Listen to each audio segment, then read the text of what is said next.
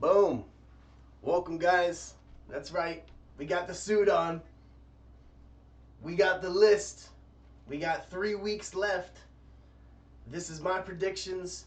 You can see them on the right side. You can follow along. And I got the Piranhas here with me to also make their predictions. Done lots of What research. up? What up? Thanks for making the time to be here. And we also got the Rhinos and Monsters waiting to chime in. Oh yeah, when the suit comes out, you know it means business. You know the playoffs are coming when the suit comes out. Hey, Bears, we got 16 teams. This is the good, the bad, and the ugly. Some people don't want to hear this. Some people do want to hear this. But I had to pick who I had to pick. And the first week, I got the Bears losing, in week 13 this week, I got them losing, and then I got them winning against the Cobras, and I got them winning against the Blue Jays. So they're 5-7 right now, and I got them finishing at 7-8. Where it's going to be quite a few 7-8 teams. Will it be enough to make it? We're going to show you at the list at the end there. After we go over every team, I basically made another list of who I think is going to be in and who's not going to be in. So, what do you think about these Bears Piranhas? Do you think they can win out, or do you think they're going to drop one of these games? Do you see them beating the Demons? Let's start there. For me, I just don't see them beating the demons, man. The demons are too strong. They're too strong. The defense is really too good.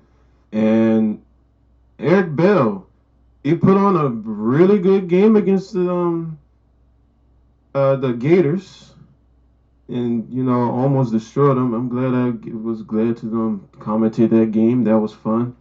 But yeah, him and Derek Crowder, they've been putting up a really good fight against the Gators. Yeah, I just don't see them beating the Demons at all. Yeah, even if they somehow, um, win the next two games against the Cobras and Blue Jays, who have been playing great, a 7-5 team and a 4-8 team that really should be more than that.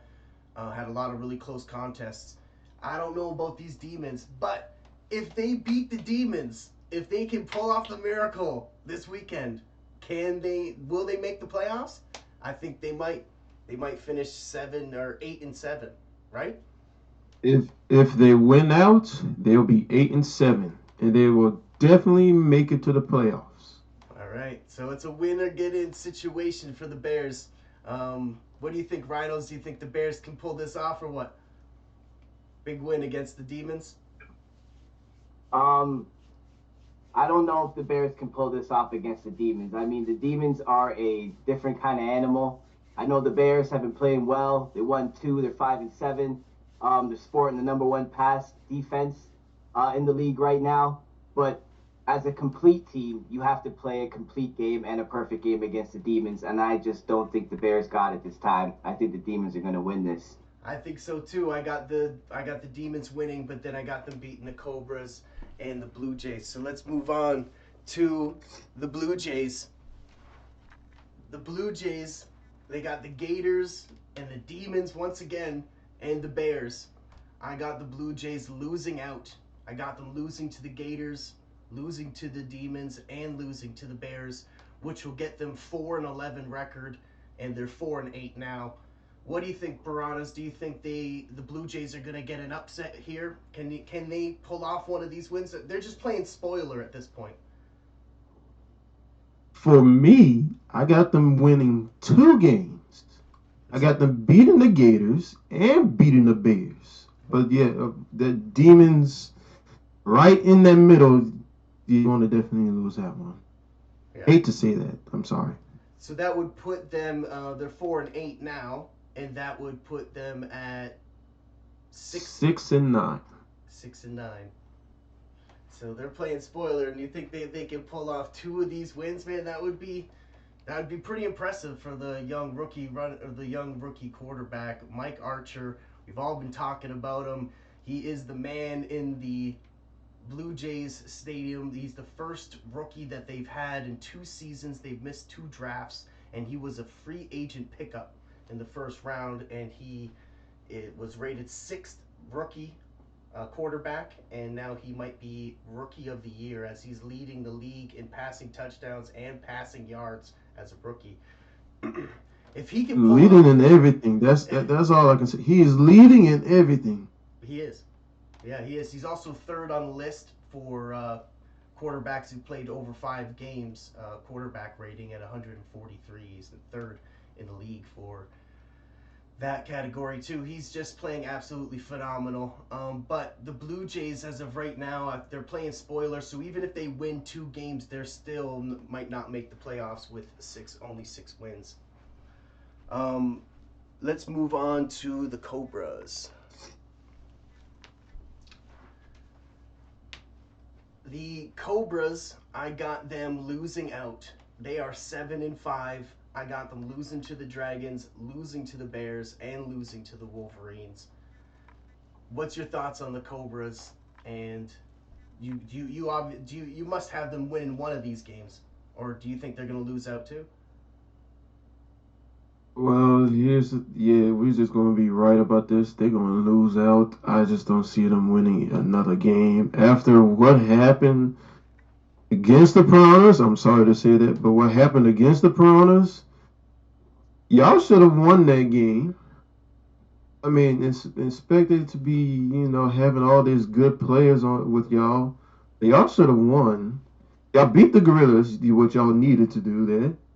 But putting up 0 points Yeah. is not good. So I just have them losing against the Dragons, Bears, and the Wolverines. Wolverines are doing good at running the ball, and number one in the rushing offense. That sucks because I was number one, but it's all good. I just see them losing out.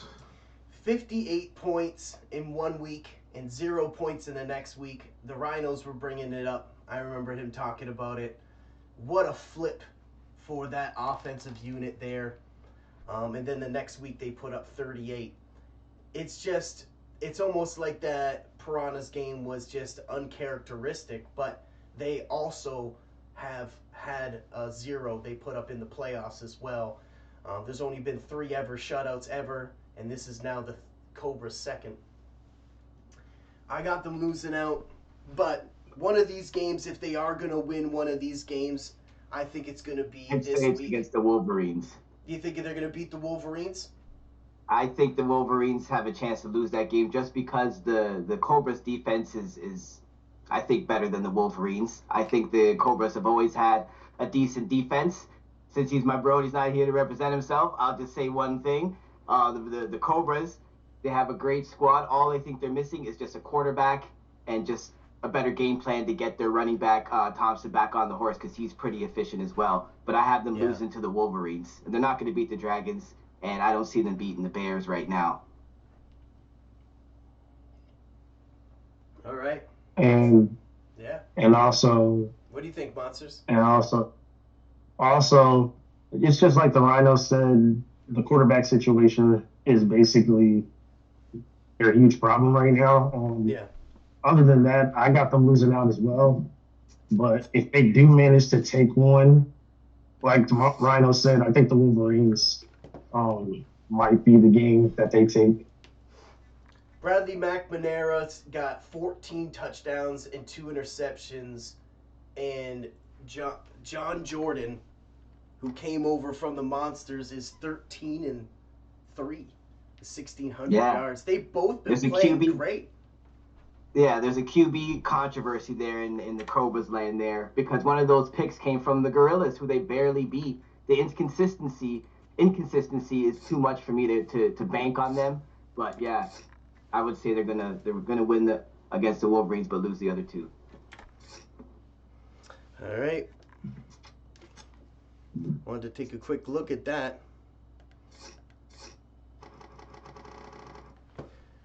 All right, and now let's talk about these Dirty Demons. The Dirty Demons. They lost. I feel like I gotta take a shower already. They lost to the Rhinos in Week 10 and have not looked back. They have done very well. They had a very dominant performance against the Monsters, and they beat the Gators, who we were all thinking were going to pull off the upset. I thought that was going to be the week that the Gators really came through, and the Demons were in control of that entire game. Now they're going against the Bears, the Blue Jays, and the Wildcats, and I got them winning the majority of these games. I got them win, and loss. So I got them losing in the final week to the Wildcats, but I got them taking 2 more wins, which will put them. They're 9-3 right now, and 2 more wins will get them to 11-4. The Demons, do you think they're going to win out, or do you think the Wildcats could pull off a win here? What do you think, Piranhas? They're going to win 2 games. They're going to win 2 games. Yeah, we're right on this one as well. They're winning 2 games. I don't see them beating the Wildcats. Wildcats are a little too tough. I know that all the time. Every time I play against the Wildcats, they're strong, and they beat the Rhinos. The Wildcats beat the Rhinos. Right, and they Yeah, lost that to the we'll forget Rhinos. about that. That's a huge win. That's a huge win. So it's going to make people look at the Wildcats very differently if you're able to beat the Rhinos for sure and have a winning record. We would have all thought differently about the Demons if they would have beat the Rhinos. So it's the same thing. The Rhinos the Rhinos are the peak of what everyone sets the measuring bar to because they've won 2 in a row.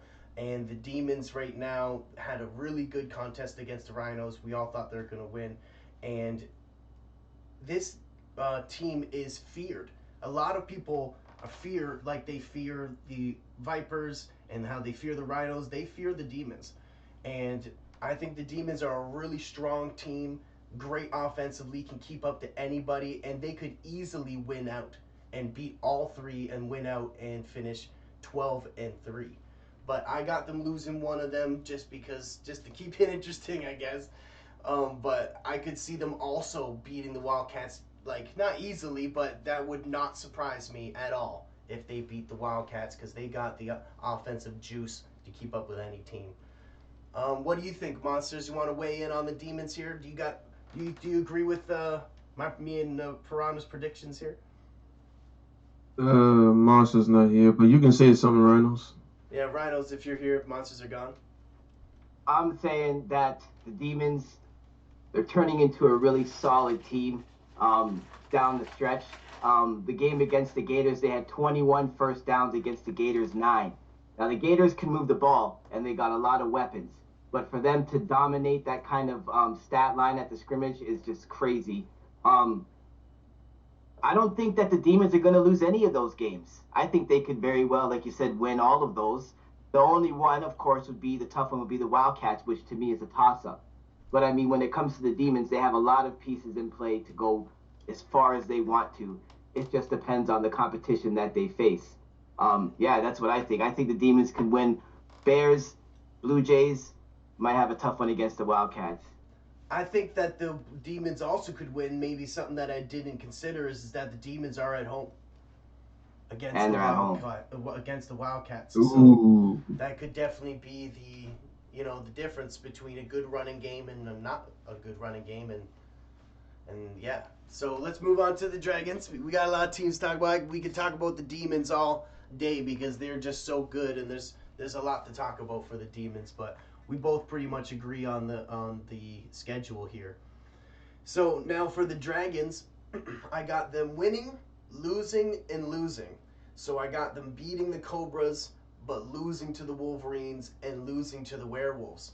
The Werewolves, I got them losing to the Werewolves. They're on the road. The Werewolves play really good at home, and the Werewolves are a really good defensive team, and they counter the Dragons really well. I think they have one of the best records against the Dragons all time. They do really well against the Dragons when they play them, notoriously. I know that for sure. And so I got the Dragons going 8-7. They're 7-5 right now. I also got them losing to the Wolverines, even though they're at home, because the Wolverines' offensive power right now is just too much for the Dragons to keep up to, in my opinion. What do you think about the Dragons here? You got them getting a better record or the same record at 8-7? What do you think? You know what? I got them as 9-6. Losing to the Werewolves is their loss that they're going to do. It's just going to be a tough game against the Werewolves. I can actually see them losing to the Wolverines, but I just don't think it will happen. But yeah, I got them 9-6. 9-6. So you got them winning against the Wolverines and Cobras, Yeah, Wolverines and Cobras. but losing to the Werewolves as well. So we both agree on that. Yeah, the Dragons are a really good team. I think that they're one of the most under or overlooked teams in the league. I got them at 8-7, and I got them just squeezing in. I think that the Dragons will do just enough to get in, and they are already 7-5. So all they need to do really is win one more of these games. Doesn't matter which one it is, whether it's the Cobras, Wolverines, or Werewolves. They need to win one more game to get in, because if they lose out, because I only got them winning one of these games, if they lose out, they are definitely in risk of losing their playoff spot and allowing one of these other 7-8 teams that are going to finish 7-8 or 8-7 to potentially steal their spot. So they're sneaking away with one of the spots, but they could easily lose that. Sure. Yeah, I think the Dragons have a chance to win all those games, to tell you the truth. Yeah.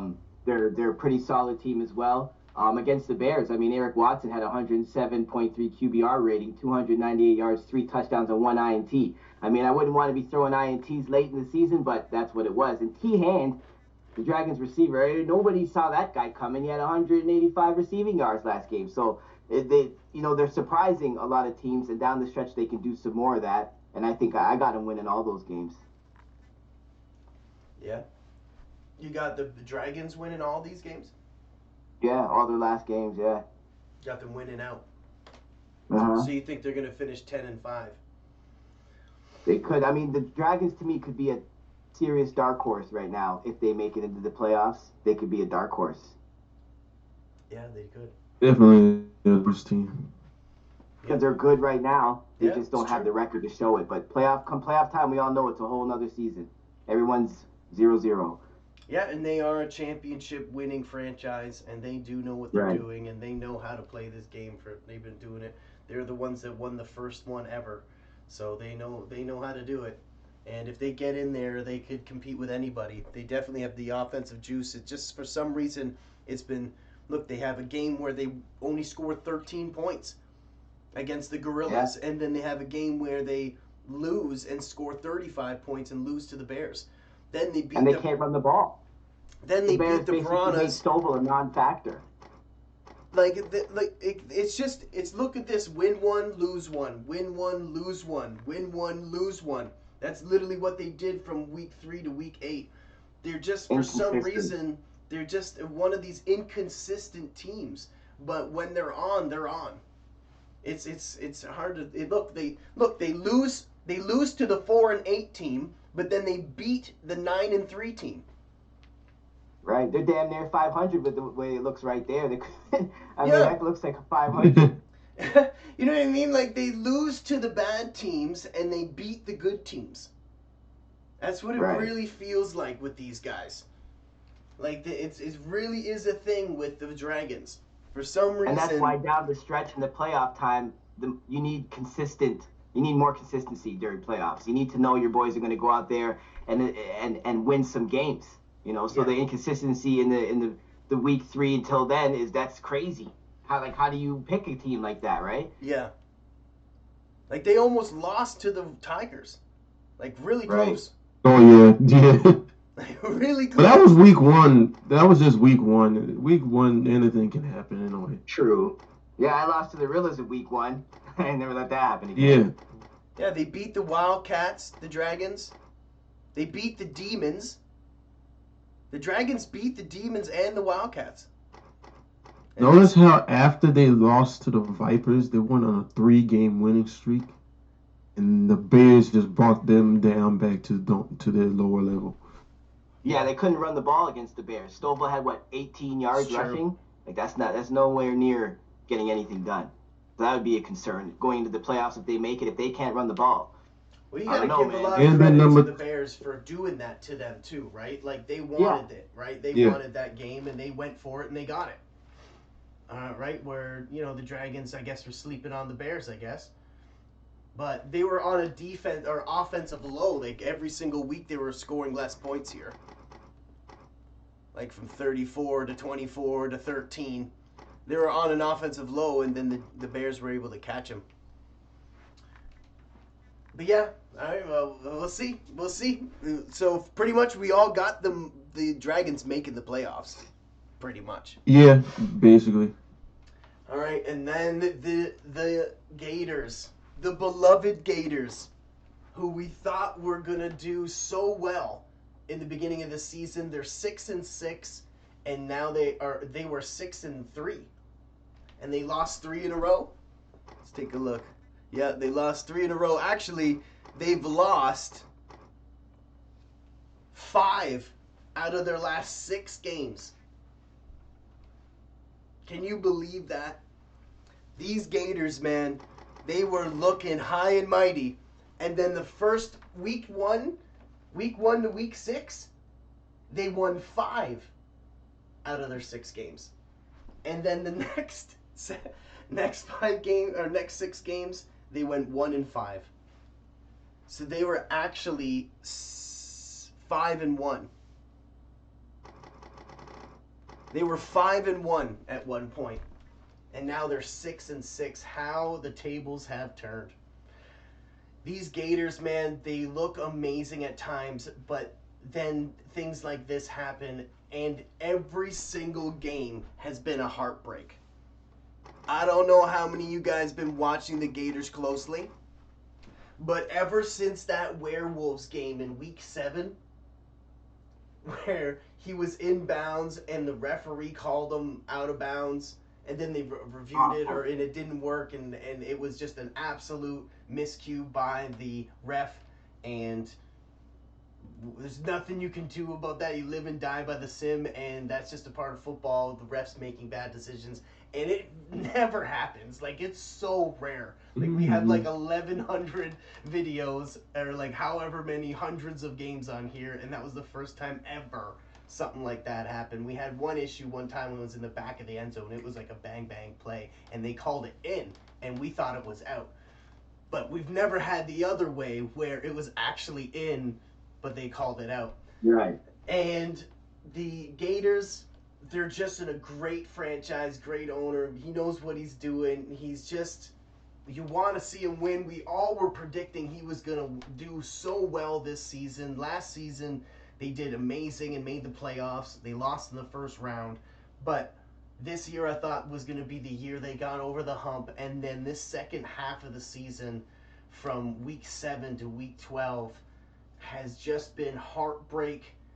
Werewolves, heartbreak against the Tigers. Then this ultimate high. Then he brought himself back and was like, yo, we beat the RHINOS. We knocked them down. We can do this. Then everyone was looking at the Gators differently, like, holy crap, you beat the RHINOS. You are a good team. Maybe, like, And then Monsters, heartbreak. Bears, 1 point, heartbreak. Demons, so close. Crazy. Oh, what a heartbreak for these Gators this season, who we thought all were going to do well. And now it gets even worse, as their last 3 games are against the Wildcats and the Vipers. The Vipers and the Gators, we all know, they have never beat the Vipers ever in franchise history. There are 2 original teams. It's the longest winning streak out of any franchise versus franchise. They even played in the playoffs and the Vipers won.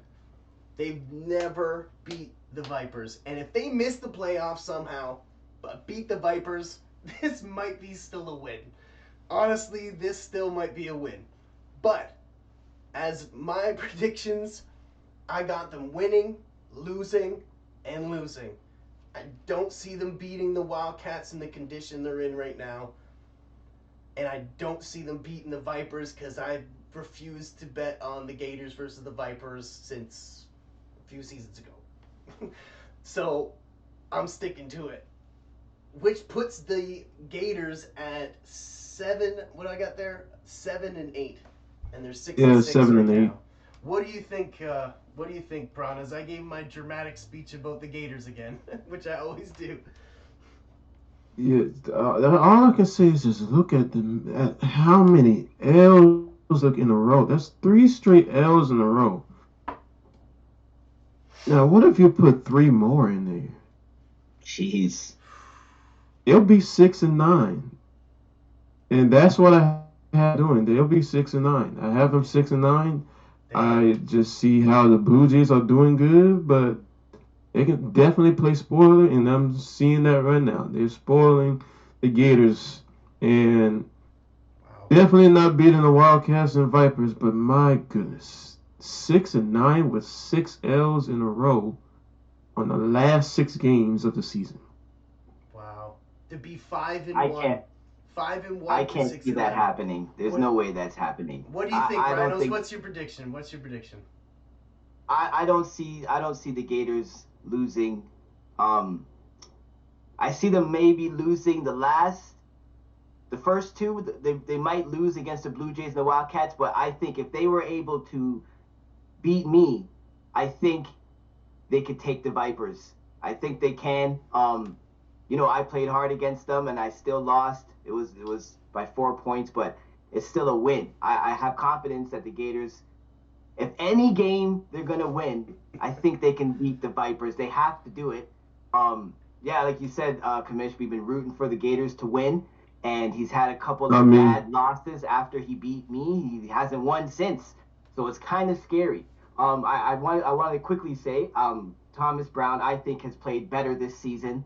I think he's been a lot more productive in helping the team. He had 134 QBR against the Demons. He had 2 touchdowns in that game. Rico Bennett is the only little thing that kind of scares me because we all know how much of a beast he is. But if he can't get off the ground, like he had 66 rushing yards against a good Demons defense, imagine him playing the Vipers.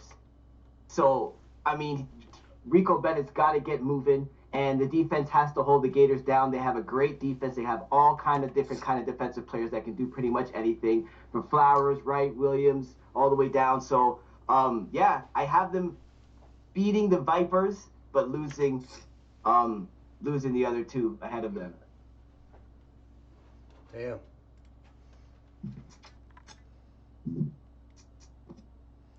All right. I'm gonna say this: the Gators are number 3 in rushing offense. If you don't use Rico Bennett like you're supposed to, then you'll be able to win all 3 of your games, and even including the Demons. Y'all able to beat the Demons if y'all use Rico Bennett where y'all supposed to. But since y'all didn't, y'all are now in this deficit of losing all of your games and out of the playoffs. Y'all going from number 2 to out of the playoffs.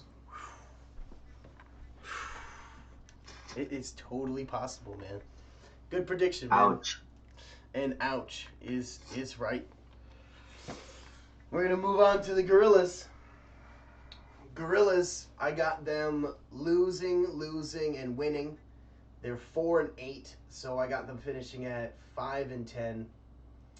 So I got them losing to the Wolverines, losing to Werewolves, and beating the Tigers. I think we could pretty much agree with that. The Gorillas, they are a great franchise. They got really, really good, promising players on their defense. They've been drafting really well defensively.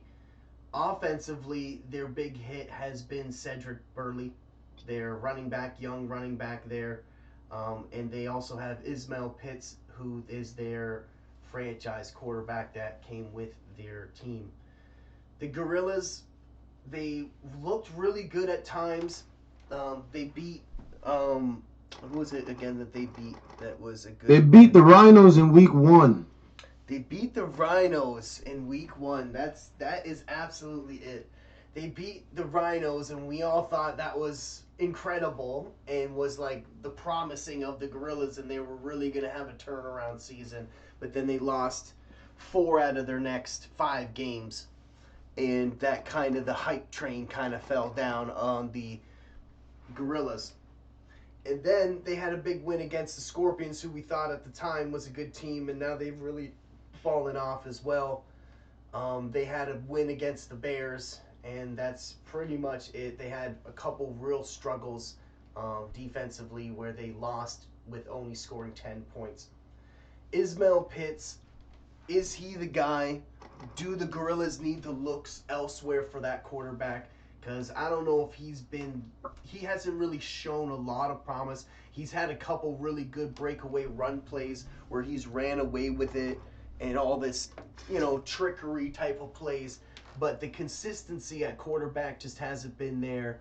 And the running back is more of a scat back. He's more of a speed back. He's not an every down, in between the tackles, heavy, give it to him 20, 25 times kind of running back where he does really well. I don't think that Cedric Burley's that guy.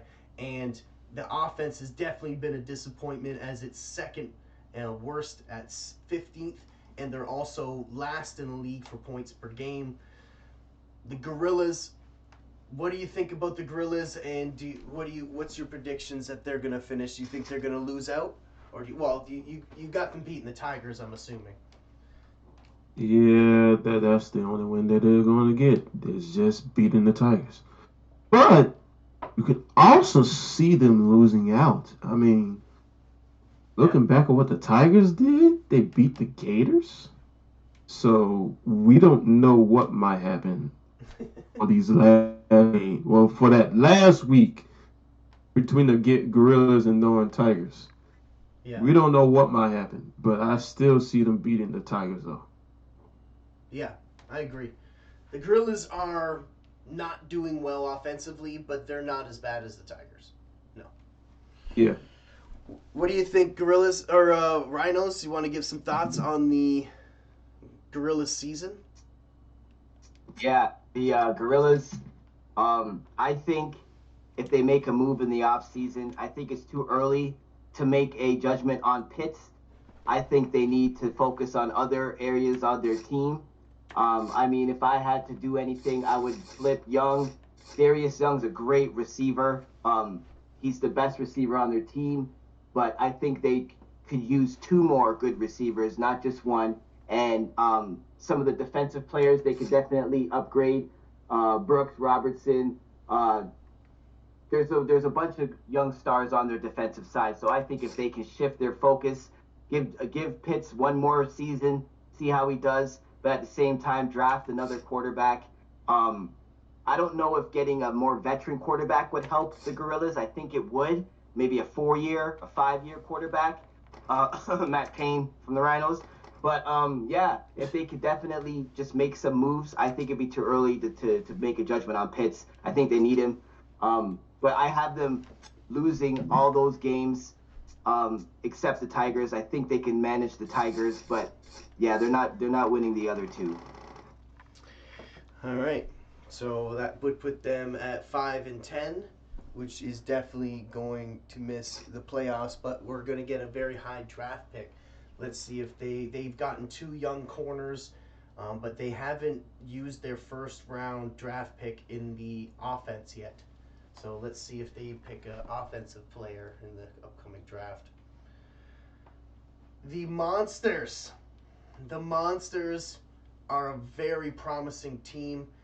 And we talk about the Gorillas and the Monsters, and you think there's, one's doing really well, one's not doing very well. But they're only 2-win difference. The Monsters are 6-6, but have shown so much more promise because they've beaten big teams. The Monsters, they beat the Gators. They put up 59 points against the Blue Jays. They got a big win against the Werewolves. Obviously, they beat the Tigers. They beat the Gorillas. They would beat me. And they beat the Piranhas. So I'll give them props for that. They got a lot of good wins, and they showed a lot of promise and had a lot of really close losses as well. But They think that this season has been tough. They got 3 more games coming up that are really tough too. The Scorpions, I do have them winning. The Wildcats and Vipers, they could definitely lose both of these games. But I think they're going to pull off one of them. And I think because they're really good, I think that the Monsters are going to win at home. And I think I got them beating the Wildcats this week. They're 6-6, so I got them win, loss, win, which will put them at 8-7, which will get them just in the playoffs and finally just squeezing just in the door. What do you think, Piranhas, about these Monsters? You think they're going to get one of these wins against the Wildcats and Vipers?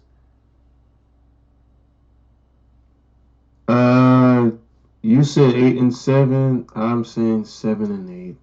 They're beating the Scorpions. I just don't see them beating the Wildcats or the Vipers. Those are 2 very tough teams to beat. And trying to beat the Wildcats, I know it's their home game, but I just don't see them beating the Wildcats. I mean, I had a home game against the Wildcats, and yeah, I lost that one as well, but it was a close one. Yeah. So all of these games can be close, but I just see them losing those 2 games. They also been rotating their quarterback. They got 2 quarterbacks, and they've been rotating them so much that I've been calling them the 2-headed monsters. Wow, look at those yards for both. Rodney Green is 14-0 and has not made many mistakes, and actually has the winning record between the 2 of them. He beat the Piranhas, and he beat the Gators. Rodney Green is a great quarterback, and Serge Robertson comes in and also has been playing really well. He was the quarterback when they put up 59 points against the Blue Jays. He's been doing really well that it's hard to pick which quarterback is the right guy. But in my opinion, it's Rodney Green. Rodney Green came from the Piranhas, and he was going to be the what's it called? The apprentice, and was the apprentice to the great Alonzo Graham. The Piranhas are a phenomenal offensive team and have been historically, not just under the new ownership of Jay. But I know that Rodney Green is their guy. Who will they use against the Wildcats and who will they use against the Vipers will be the difference whether the Monsters make it to the playoffs or not. And I know you're watching, Monsters, and I'm proud of you, and you've been doing great. He's even shocked himself, quote him, he was just in the room saying that he was impressed on how many wins that he got winning this early, this quickly. The Monsters are a complete brand new franchise. They were not a franchise that, ever was run by another owner. So he was able to start this team from absolute scratch and bring it this way. I got them winning 2 out of their last 3 games, getting them 8-7 and just squeezing into the playoffs. I think the Monsters got what it can do, and they got the ownership to prove that they could do it, and they got a little bit of momentum on their side. Can they pull off one of these wins? This week is huge for the Monsters, just like this is huge for the Bears, just like it's huge for all of these teams. But the Bears and the Monsters this weekend are playing like it's playoffs time for them. They have to win out if they want to get in, basically. Right? True. Also, let's take a look at the rookie running back, William Ostrom. He is not, going to be rookie of the year just because we've had quite a few rookie running backs like Isaac Cobb and Johnny Romolo that have been playing phenomenal this year. But William Ostrom definitely needs a mention. He's one of the best rookie running backs, and it just goes to show you how deep of a draft we had and how many great offensive players came out of our draft. This guy's been crushing it. No one would have started this guy. I'm just going to go out on a limb. No one would have started this guy in this league. And the Monsters went with him, and it's really paid off for them. 8 yards a carry for the young rookie running back, which is more than a lot of the running backs. What's your thoughts on the Monsters this season? Rhinos, give your last thoughts before we move on to the Piranhas. Yeah. William Ostrom, 201 yards, 2 touchdowns on 21 carries against a good Blue Jays squad. I mean, that's pretty impressive. Like you said, nobody would have picked him, but I'm glad the Monsters saw something in him and picked him. But back to that 59-point game against the Blue Jays. I mean, when you could put up 538 total yards, 283 rushing, 255 passing, I mean, the Blue Jays didn't even put up that many rushing yards. If the Monsters can find what works for them, find the quarterback that they want to keep, Rodney Green or Serge Robinson, and just improve the team, I think they have a great chance for next season. But this season, I have them. They're not going to win the first two. They're not going to beat the Wildcats. They're not going to beat the Vipers. They may have a chance against the Scorpions, but I don't know if they can play like they did against the Blue Jays for sure. But I mean, they got to find a way to get consistent with that kind of ball. Yeah. So you got them losing 2 and winning 1? Yeah, 2 out of the 3. Yeah, which would put the Monsters at 7 and 8. Yeah. That's the same record that that the Piranhas went with. So we're right about there. I think they're gonna pull off one of them. Maybe they beat the Vipers. Maybe they beat the Wildcats. But if they don't and they lose those 2, then 7 and 8 might not cut it. Use Rodney Green, the Monsters. Just use Rodney Green. All right, I gave him to you. Use him, okay? Rodney Green ain't putting up 59 points though. Rodney Green. You're right. Rodney Green has not made a mistake. 14 and 0. He has not made a mistake. And if those turnovers are huge, they're a whole nother possession. You can't turn the ball over against these boys. Rodney Green's making a statement. He wants to play. He wants to start next year. So you gotta consider that. All right, Piranhas. I did this list without him here, I promise. I got the Piranhas winning out. They're 7 and 5. I got them finishing at 10 and 5. The Piranhas, let me give him his flowers. This man has been playing and coaching this team amazing. The Piranhas have made the playoffs every single year as a franchise under Joey, the original owner. The original owner stepped back, and Jay Ballmer stepped up to the plate. And he is the quarterback, and first ever player that is a head coach who is going to be the owner of the Piranhas. This season, the way it started, was not good. Let's just put it that way. His first 6 games, he only won 2 of them. And the 2 were good. One was against the Gators, but that is their rival. But they had a couple lows there, like when they lost to the Vipers and to the Wildcats and to the Demons. But now that we know how strong those teams are, everybody lost to those teams. And he managed to get away in the first half of the season with 2 wins. Then the second half of the season, once he got rid of the top 3 teams and had got that tough first schedule out of the way, it's been the complete opposite. He has now won 5 out of his last 6 games. Lots of really close ones, even against the Scorpions and Bears and the Gorillas. But he was able to manage to come up with the perfect game plan. And the running back, Isaac Cobb, the rookie running back, led them now to 7 wins, and they're rolling. And the Piranhas also beat the Cobras and shut them out. And as much as we talk about the Cobras really, making the mistake there, you got to give the Piranhas the credit as well. They crushed them. And not just did they beat them, they shut them out, and they were on the road. They also beat the Wolverines. And the Wolverines, in my opinion, have been one of the hottest teams. With their rookie running back, Johnny Romolo, a lot of people don't have an answer. And even when they try to stop him, and everybody knows it, they still can't do it. Isaac Cobb and the Piranhas rose up to the occasion, and they beat the Wolverines, which was one of their most impressive wins of the season. Yes, they beat the Gorillas and the Bears and the Scorpions, but they really showed that they can beat these games and have those game-winning drives against the Wolverines because it was a tight one. The Werewolves, Tigers, and Rhinos. I got them winning out.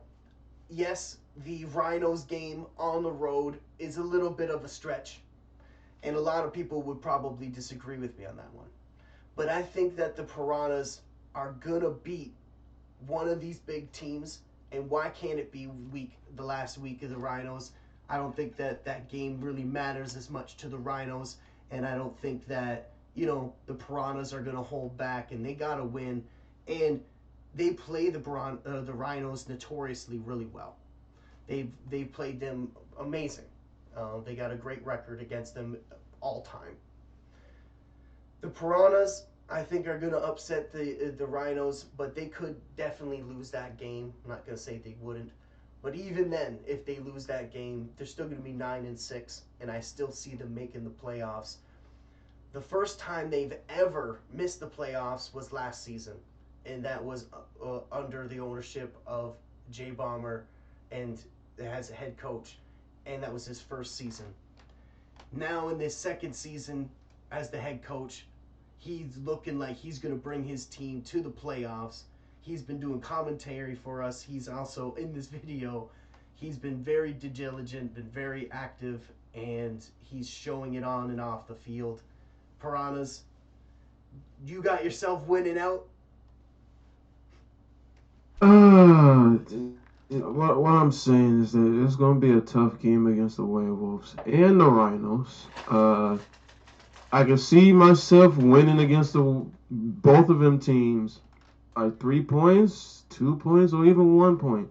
But if there's a team that I could lose to, it's the Rhinos. It's definitely the Rhinos. And basically that game is going to be tough. Probably, if I lose, it's probably going to be a close game no matter what. I agree. You got some thoughts, Rhinos, on the Piranhas and their season? Yeah, Jay Bomber's been playing great. Hats off to their quarterback. He's a real winner. The gritty quarterback. He likes to win. Let's talk about the defense real quick, though, because the defense for the Piranhas, I think they've been stepping it up. They got some pretty good guys over there, some dogs. They got Jeff Jackson, the linebacker, is pretty good. Patrick, Ingram, Manning, all the usual suspects, Gaines. I'm saying their defense is not really talked much about, but I mean, they got some really good guys over there that can stop the run. They got the left tackle, Natron Doe. If you ever seen him play, 17 pancakes the last when they play the Wolverines. The defense for the Piranhas might be the little caveat here in this. Of course, they got Isaac Cobb, who didn't have a great game the last time, but he was under 100 yards. But I mean, if they can get him going, sky's the limit for the Piranhas, because with Jay Bomber working and Chauncey over there and the receivers, Preston Carroll, yeah, they can really move the ball.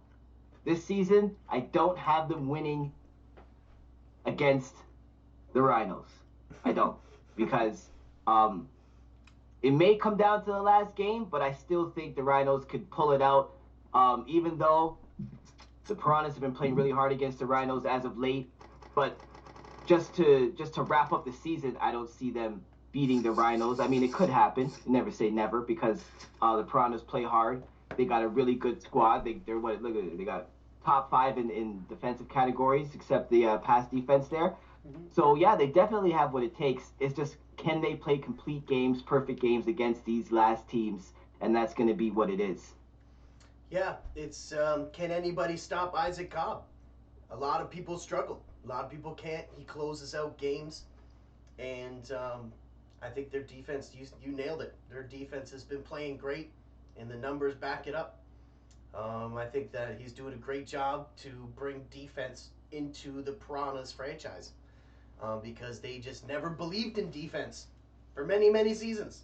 They were just all about the run and running the ball and hand it to Willie Burnside and let Alonzo Graham manage the game. That was the whole philosophy behind the Piranhas, and it did really well. And their defense has always struggled. So if they can bring a defense to the table and keep the offensive ways.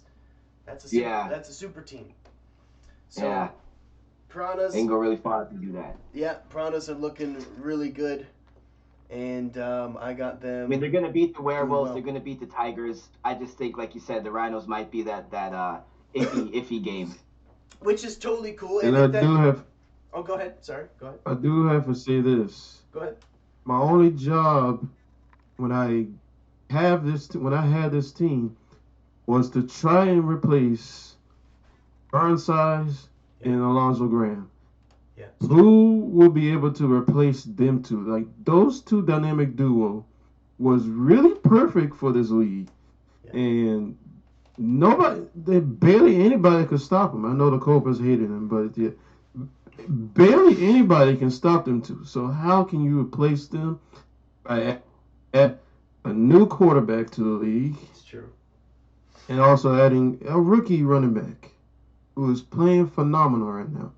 And I'm happy to do that. No, man, you did a really good job filling the shoes of Alonzo Graham and Willie Burnside. And honestly, all of the original owners and everybody hearing you say that just goes to show how great of an owner you are, man. And how great you are to this league and how much you know. And gotta tip your hat to that, because that is a absolute statement that a veteran owner would make. That's some pretty good GM work there, Piranhas. Yeah, because it's so true. It's such huge shoes to fill. Willie Burnsides, like the Willie Burnsides. We all know him. We all hate him because how much he crushed everybody, and no one could stop him. And he did so well. And now Isaac Cobb coming in there, J Bomber coming in, fitting in nicely, and now they're bringing defense to the table. Piranhas is scary, man. I don't think anybody wants to match up with them in the playoffs, man. So this is going to be a big statement because we've never seen them play the Rhinos, really. I want to see them play the Rhinos and see where they match up and see if they can keep it up. Speaking of the Rhinos, perfect segue. The Rhinos are going to lose out. No, I'm just joking.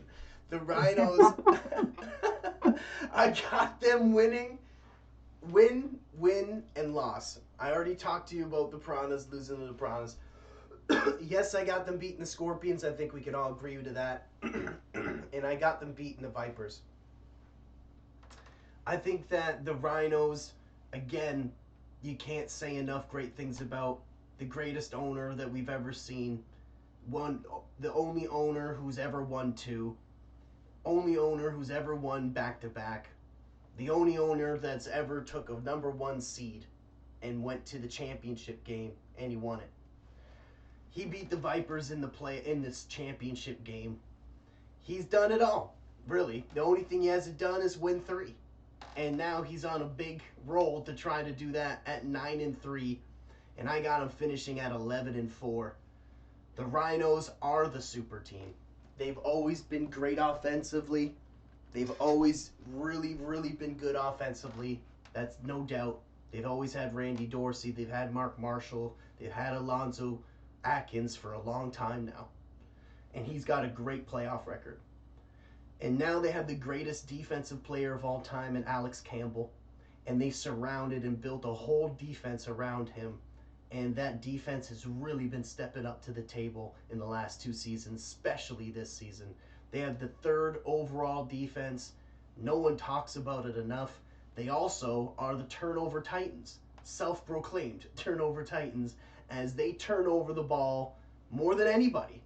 They've led the last 3 seasons in turnovers and also the last 2 seasons in turnovers and points per game. When you get the most amount of points and the most amount of turnovers, it's a recipe for success. Now that they have the defense they built with Orlando, they got Xavier Dawson, they got Alex Campbell, they got Dante Terry, they got some big boys back there, and they now have the speed to keep up with them, and they turn the ball over and they score a boatload of points. That's a tough team to beat. The Vipers are looking for blood in the water as they've lost their chance to be the greatest owner of all time. It really came down to last season 8 because both of those teams are the two greatest owners and two greatest franchises. The Vipers been to 4 championship games. They only won one of them, and they lost one of them also to the Rhinos. But if they would have beat the Rhinos, and they would have been the first owner to have 2 championships, they would have been the first owner to, win to that many championships games. We would be talking about the Vipers and putting them on the Mount Rushmore of greatest owners. But the Rhinos is the one they lost to, and now he's the greatest owner. So when the Vipers play the Rhinos, the hatred is deep for the Vipers. As this may be another game, just another game for the Rhinos, this is not just another game for the Vipers. They are the number 1 defense, and they've had this title for quite a few seasons now. They are the opposite. They've always had an amazing defense, and now their offense is starting to pick up the table with Corey Moore, Gary Mason, Johnny Jones, and now the new addition, Jesse Lincoln. They've been playing amazing offensively, but the last few games they've been kind of slowing down. But this isn't about the Vipers right now. This is about the Rhinos. And the Rhinos, I got them finishing 11-4. I got them beating the Vipers, beating the Scorpions, and then losing to the Piranhas. They could easily, I don't want to say easily, but I would not be surprised if they beat the Piranhas. It wouldn't be a huge shock. It's a bit of a stretch for me saying they even will lose at home against the Piranhas. But I think the Piranhas can pull it off as they have the momentum, and it won't be as meaningful of a game for the Rhinos. Rhinos, what do you think about the Rhinos, Piranhas? Let's hear about your thoughts. You got them winning out? Or do you got them losing to the Vipers? I do say this. This would definitely be 2 tough games for the Rhinos. Number 1 in offensive yards, total offensive yards, and number 2 in total defensive yards. That's tough to say that you are in the number 1 team in the league. Now I do have to say this: if they win all their games, they're number 1 no matter what. Right now, with those 9 games, they are definitely in the playoffs no matter what. Mm-hmm. I still see them. I'm sorry about this, but I can just say the only game that they lose to is against me. Now, like I said before, it's gonna be it could be flip flop. They can win all their games or even just lose against me. It's always flip flop against that. I mean, with that, it's gonna be a tough game no matter what. This right here, how are you going to be able to beat the Vipers with their number 1 defense and number 1 rushing defense? Like, how can you game plan against that? Mm-hmm. Like, just how? Now, there are some things that I do have to say after all of this stuff when we go over the standings. So, yeah, I'll just kick it off right now. Yeah, they could definitely lose this game, and lose the Piranhas game, and they're still 10-5. So I don't think the Rhinos are in trouble in any way, but this will be a really good game. Excuse me, as the Rhinos are coming off a loss, and the Vipers are really picking up momentum with their 2-game winning streak going into this game at home. So you guys let us know what you think. Who's going to win this game? This is definitely game of the week, by the way. It's this Friday coming up at 10 o'clock, 10 p.m. Eastern, your guys' time. And what was that, Piranhas? Go ahead. Yeah, I was about to say this should definitely be game of the week. I mean, just looking at these 2 teams and then the history between these 2 teams, this should definitely be game of the week. Oh yeah, number 1 offense versus the number 1 defense. That's always going to be game of the week, usually. It's usually a recipe for game of the week. I'm not even gonna get your opinion on that one, Rhinos. I know how you feel. Yeah, there's no need. There's no need. Okay, let's go. Okay, Scorpions. Let's talk about the Scorpion season and what we think. The Scorpions, they were 2-2 at one point, and we said, okay, it's all right. Everything's okay. No need to panic. Then they lost to the Vipers, and then they lost to the Bears, and they only won 2 out of their first 6 games. And then they went on a 7? No, 7. 8. I think it was an 8-game win losing streak because it was 2 losses, right? Yeah, 2 losses. No, it's 7. It's 7. It's a 7-game losing streak. 7. Then they went on a 7-game losing streak, and I was like, "What is going on?" Scorpions.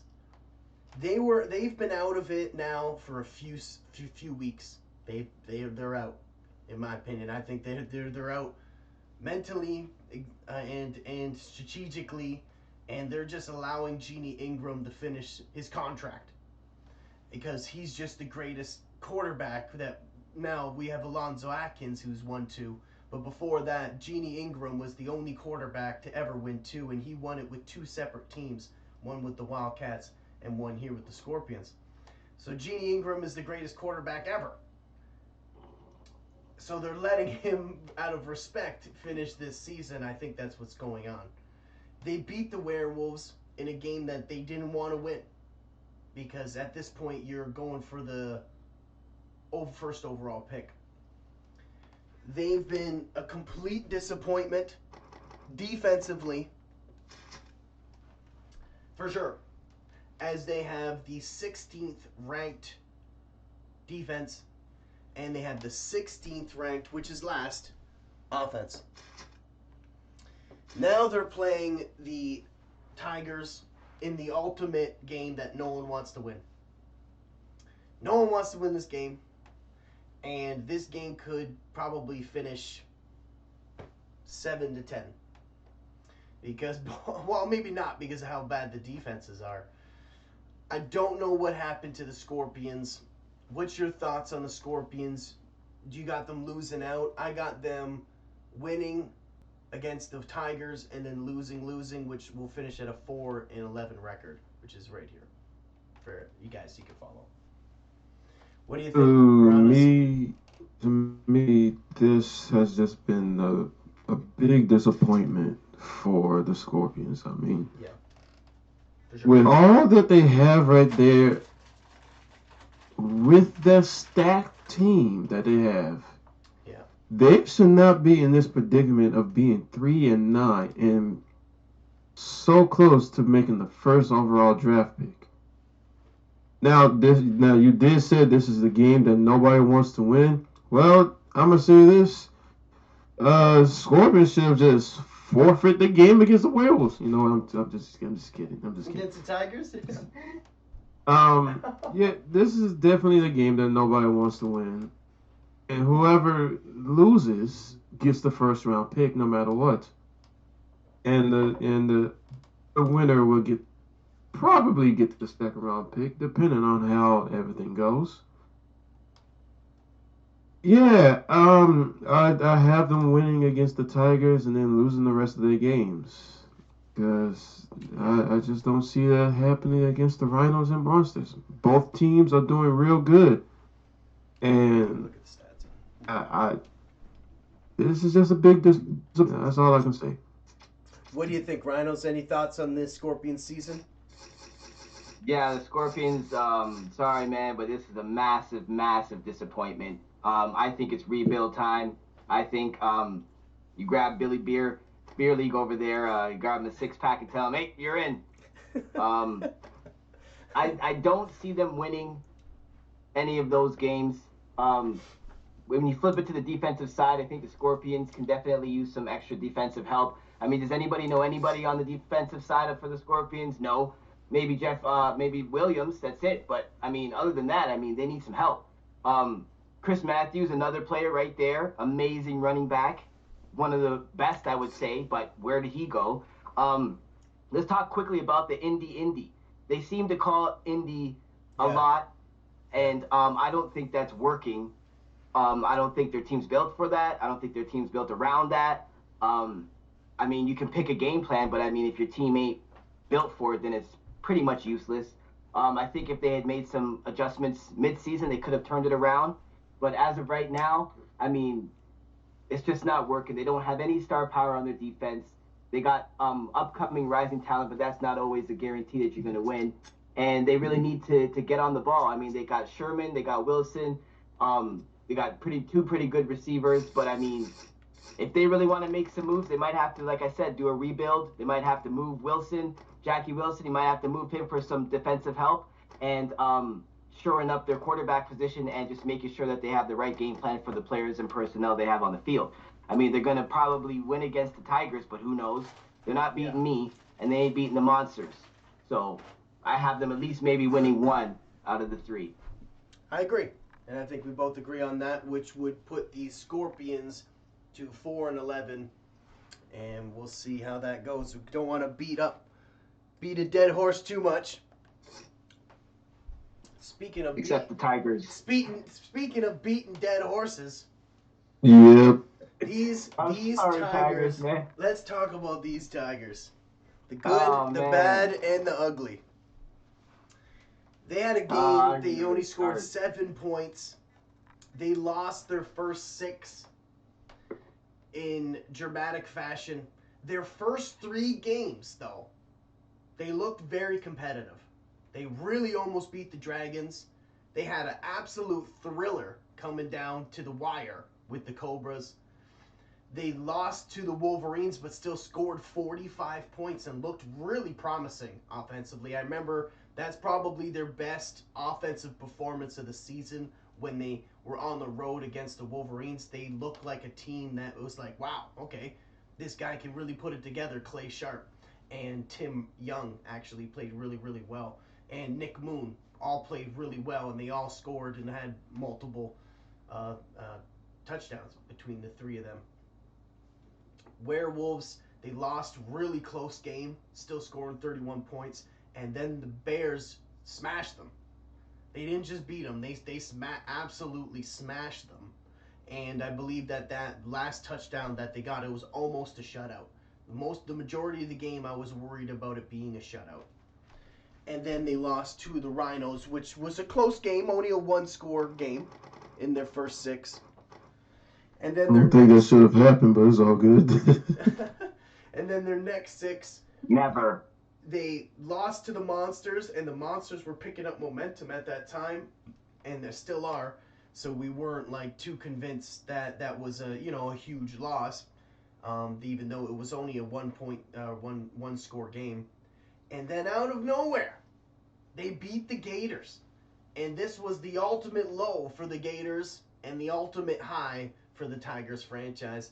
And that was the game where it was like, wow, remember when they played the Wolverines? Look what they can do at 36 points. They beat the Gators.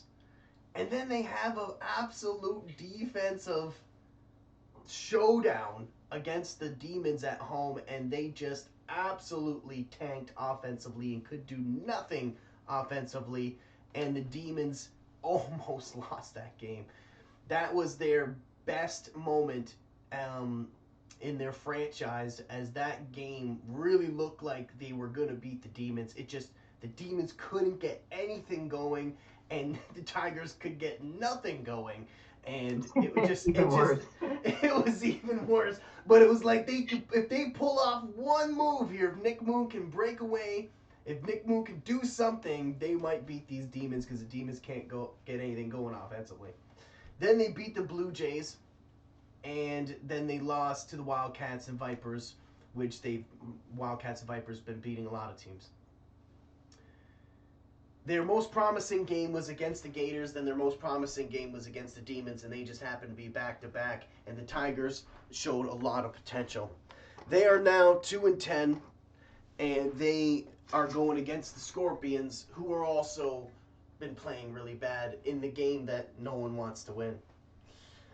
The Tigers could win this game as they have better offensive numbers, believe it or not, and better defensive numbers, believe it or not, than the Scorpions. Like the Piranhas said, Jay said, the Scorpions have an all-star team. They got great offensive players, and the defense has a lot of stars on the defensive line and their corners, actually.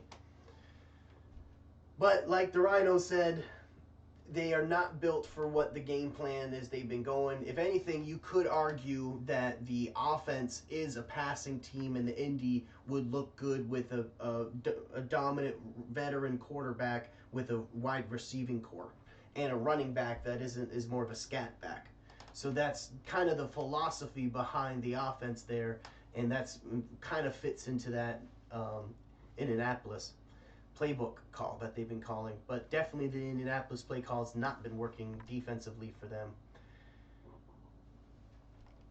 The Tigers need to show more and need to be more active. They need to be put in better game plans. They need to put in a game plan. They need to do what they gotta do to turn this franchise around.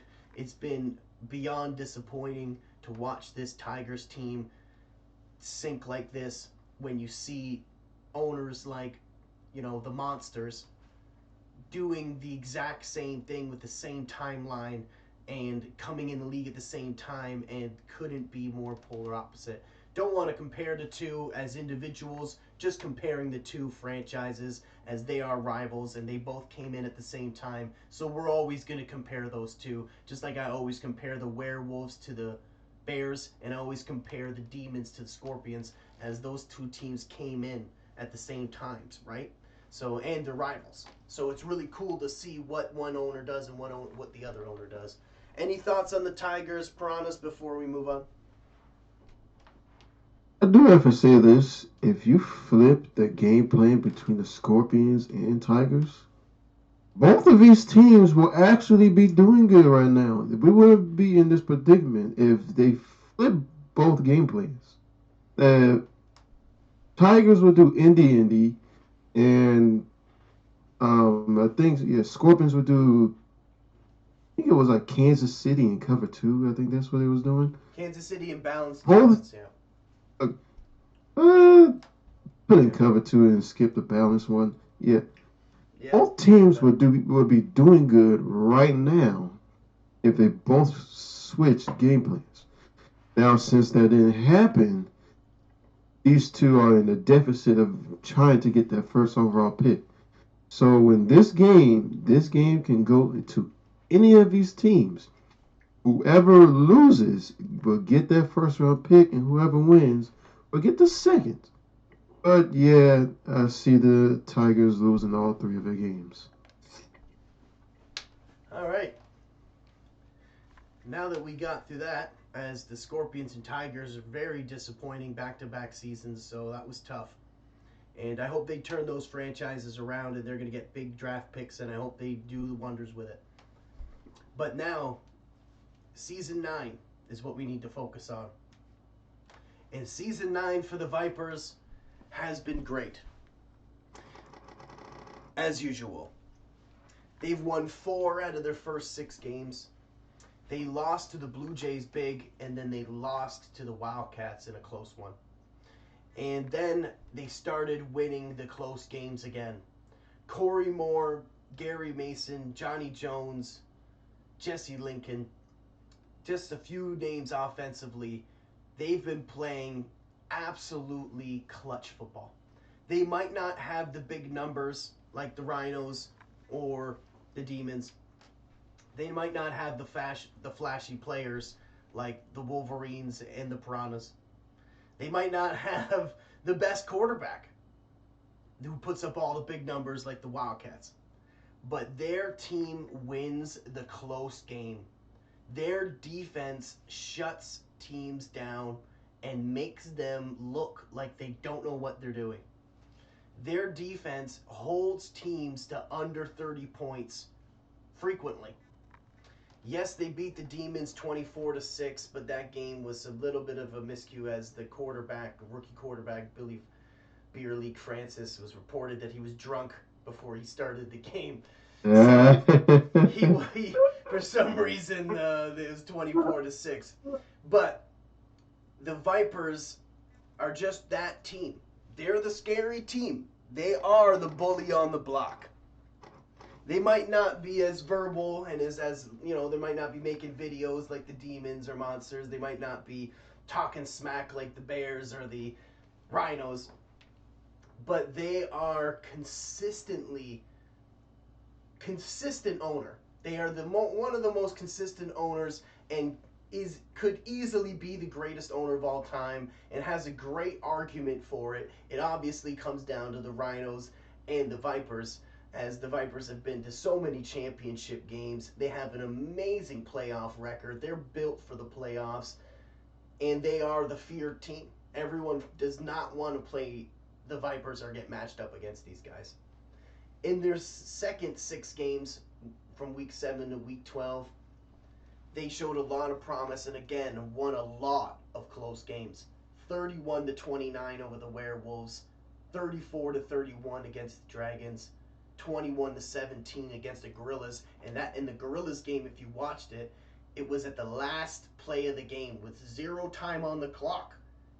Jesse Lincoln caught the pass and ran up the sideline and just missed getting tackled and ran it in for the end zone and won that game, as it was 17-14 for the majority of it. They beat the Tigers big. They lost to the Wolverines and lost to the Cobras. Now they face the Rhinos. I got them losing to the Rhinos just because in this game I went with the home team, because that's how close it's going to be. This is going to be another one of those games like the Werewolves game where it's going to be like 31-29. I don't know, my final prediction is it's actually going to be 41-38. 41-38 for the Rhinos. That's my guess. It's going to be a really close game. And it's going to come down to like 1 possession or 1 turnover. It's going to be that tight. It's going to be a great game. Then I got them playing against the Monsters. And as you see here on this side, right here, the Vipers, I got them losing, winning, and winning. They're 8-4, so I got them finishing at 10-5. I see them losing to the Rhinos and then beating the Monsters and beating the Gators. They've never lost to the Gators, as we talked about earlier, ever in franchise history. And they're 2 original teams, and they've also met in the playoffs. The Monsters, I see them beating, again, if they were on the road, I would have a little bit more of an argument for the Monsters. And also, not knowing which quarterback the Monsters are going to pick, it's hard to see them beating the Vipers on the road, as the Vipers are at home. The Vipers versus the Rhinos is really the game to focus on these last 3 games. But I got the Vipers finishing 10-5 and making the playoffs. What do you think, Piranhas? Do you think that they're going to beat these Rhinos and win out? If you want to talk about this real quick, against the Rhinos are 5-1 at home. So this is definitely tough to decide on who's going to win no matter what. I personally think they lose to the Rhinos and then win the rest of their games. Here's the other part of this one. The Monsters are 4-2 on away games. Vipers are 4-2 on home games. That game, they could easily lose or they can easily win. Now, it's going to be tough, no matter what. If they lose that game, if the Vipers lose that game, then they drop down in the rankings. That's all. That's what I have to say. The Rhinos score the most points at 421, and the Vipers allow the least amount of points at 322. Go ahead, Rhinos. Sorry. Yeah, no, I was gonna say, those are all great analysis, and I agree with some of them. But let's talk about the Vipers interior real quick, because their center, John Wilson, 21 pancakes against the Tigers. It's an absolute unit. Donaldson, Inman, Barr. I mean, these guys are balling, and they shore up that middle. I mean, there's no joking around with the Vipers at all. The McDowell and all the other players in the secondary, they hold it down. The defense is really what's going to make this team special because, I mean, the defense, you can't really do much with the Vipers except just play your game. So, I mean, the Vipers, when it comes down to it, I don't see them beating the Rhinos. I see them beating the Monsters, and I don't see them beating the Gators. They win 1 out of the 3, and that's solely because of how the other teams are playing. We know the Vipers are a strong team. We know they can win, and they probably will. They hold the ball for a long time. They had, 14 minutes time of possession against 5 against the Tigers. I mean, astronomical differences. When they go up against a really tough team like the Rhinos, it may not look like that. It may be a little harder, but I see them winning 1 out of the 3 in the last half of the season there. Yeah, I agree. I think the Vipers, just one last note about the Vipers, is that I don't think the Vipers have ever looked this good. And it's hard to imagine as they've had amazing seasons and have looked amazing. But since they brought over Reggie Dorsey and they brought over Mark Carson in the trade with the Werewolves,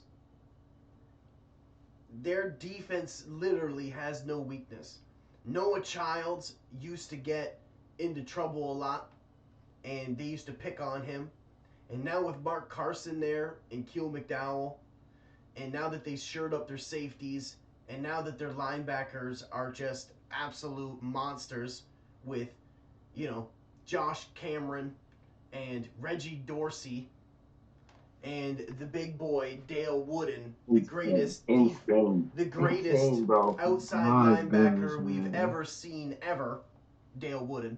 We've never seen that might be the best linebacking core we've ever seen in the league. It might be. Oh yes, definitely. It might be the best linebacking core we will ever see, as I don't think there's going to be another player like Dale Wooden. Dale Wooden is on the course to be the first ever 99 rated defensive player. He's like a Ray Lewis. Yeah, and he also has Josh Cameron, and he's also got now Reggie Dorsey. The great thing about Dale Wooden is a great story I'll do real quick about the Rhinos, and another reason why these two have so much history. The first ever draft pick was traded between the Rhinos and Vipers back in season 1 when we allowed draft pick trades. Now that you're not allowed to trade draft picks, as people could trade players, make all the mistakes, but you could always come back in the draft.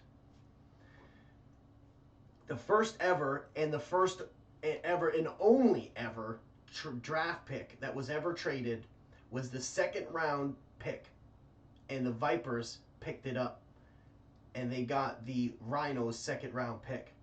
Well, guess what? In that 1st round, they picked Josh Cameron. 2nd round, guess who they picked? Dale Wooden. Look it up.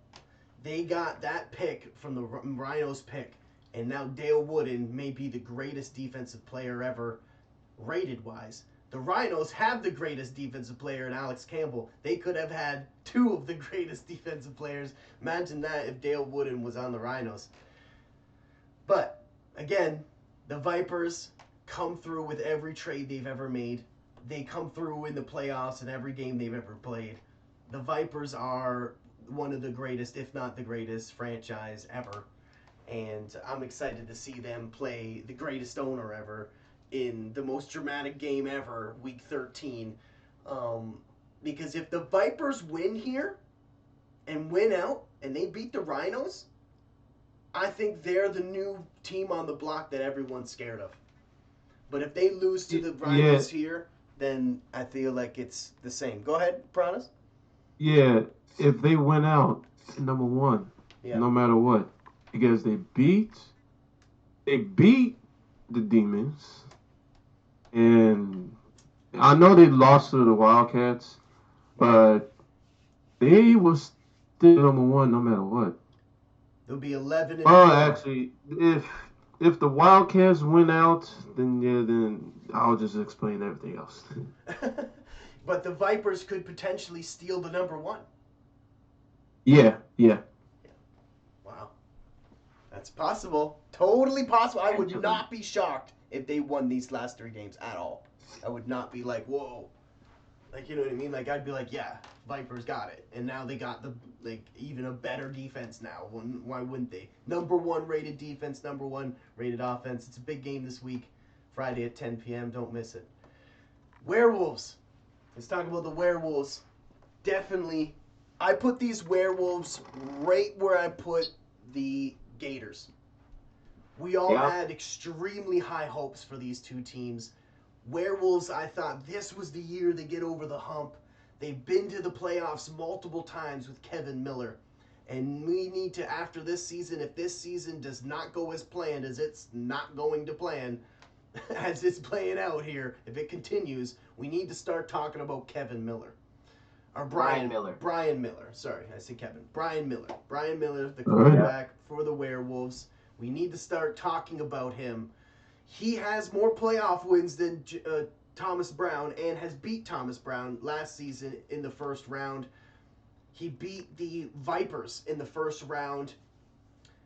He beat Corey Moore in the first round as the 8th seed. They upset them 17-14. They have playoff wins, but they cannot and have not ever won the semifinal game, and I believe they've been there 3 times. They're just that team that just can't get over the hump, but they're a great team defensively. They shut teams down, and then they manage the game offensively and have a great running game with Chris Jones. Chris Jones arguably is one of the most consistent and greatest running backs we've ever seen. And I got a huge love for the running back for the Werewolves. Their first 6 games, as you'll see, they won 3-3. They were 3-3. They won 3 out of their first 6 games. They lost an absolute circus of a game against the RHINOS. That game was just an absolute circus. I don't know what happened there, but that was just a crazy offensive showing that the Werewolves, I can't even believe were a part of it. The Werewolves completely changed their philosophy this season.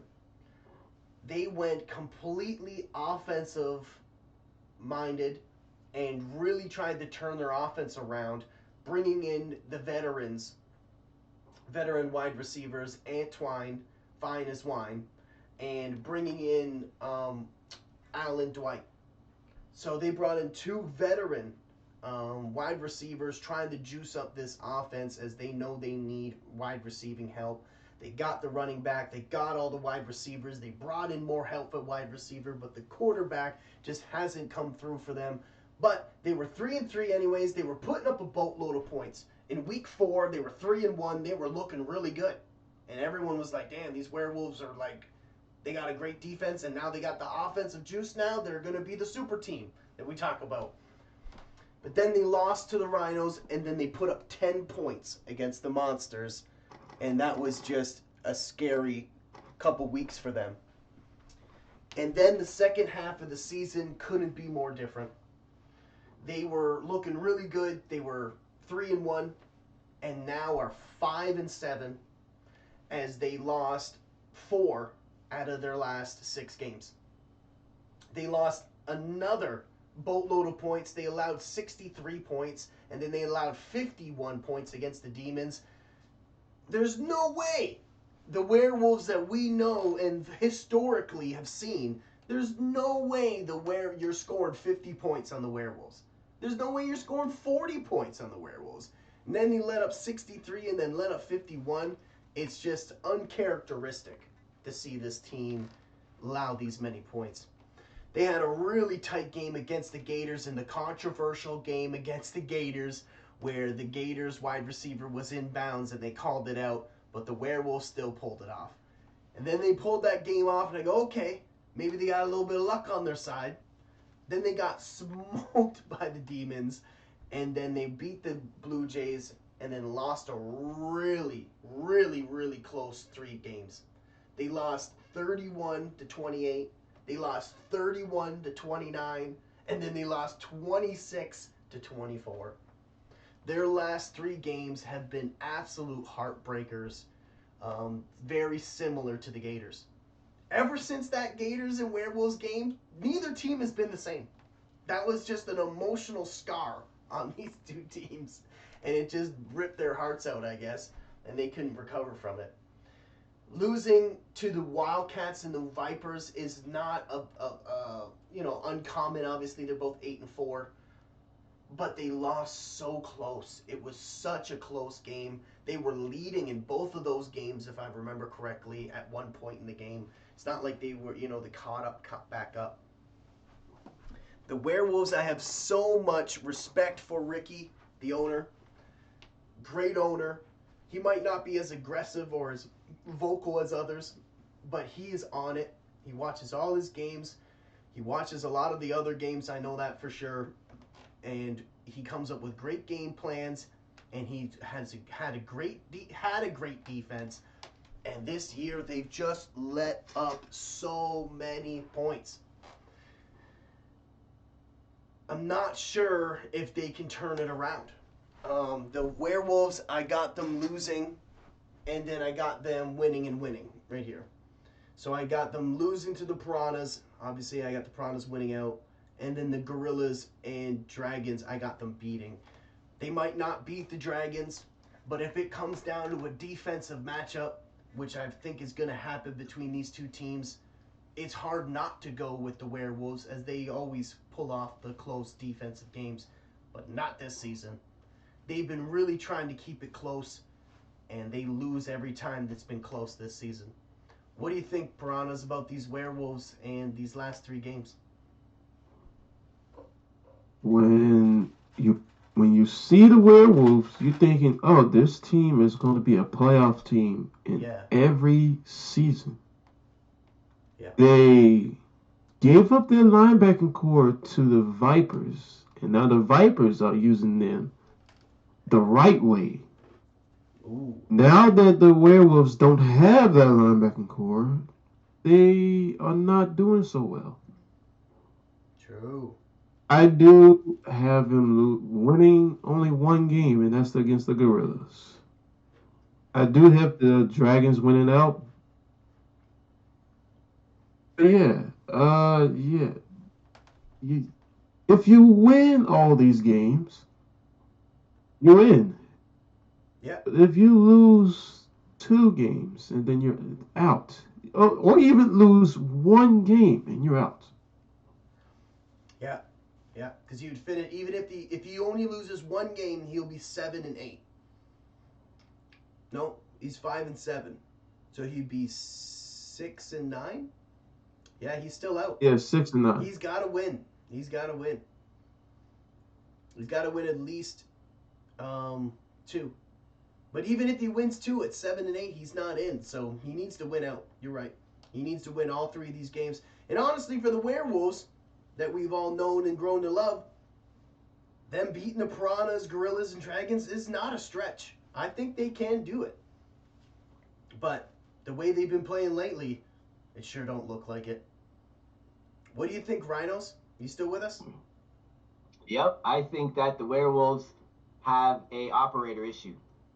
I think that it's either their game plan is not working for them anymore.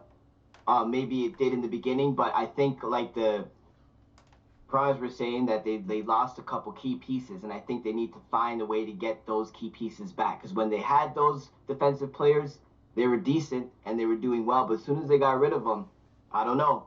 I don't know if it's the offense or the defense right now, but they do need to make a change somehow. I mean, Chris Charlie, great middle linebacker. He might be the best player on their team. I haven't seen anybody else step up. Gabriel Lewis, Robertson, even Frazier. We all know Ron Frazier. He's a veteran.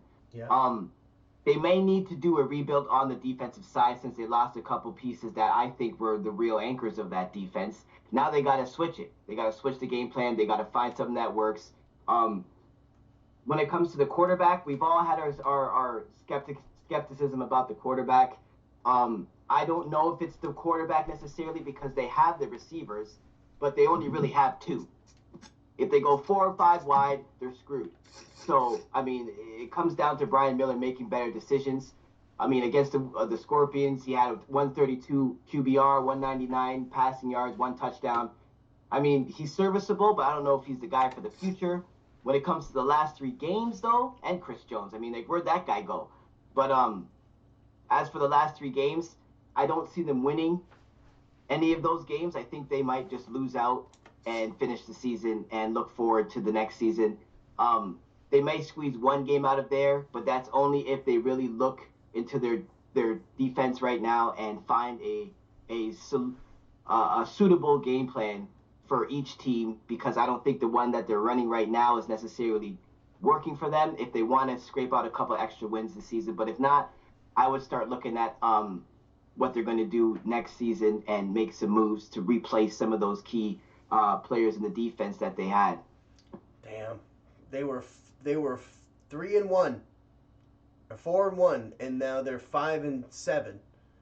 And you're thinking they're gonna lose out, which would make them 5-10. You think the Werewolves are gonna finish 5-10, man? Can you believe that? Yeah. Also, yeah, I have no confidence. I put them with the Gators, a team that I think should be way more advanced and far ahead. Yeah. They're just not cutting it right now, and that's Yeah. why I don't know what it is, game plan or personnel. It's got to be one of the two, because they have the players. What else, you know? Alan Dwight, 32 catches and 10 touchdowns. They need to get this boy the ball. They just can't get He's it a to him. champion. He's a former Rhino and a former champion. He They is. need to get him the ball. They need to get him the ball. That's definitely the problem with that. And I think Brian Miller is too mobile, or some of the passes he's taken away from the receivers because he wants to run. He's just not clutch enough. And every time they do win those playoff games, it's been really on the back of Chris Jones. And Chris Jones is really the only reason why they got the 5 wins in the first place.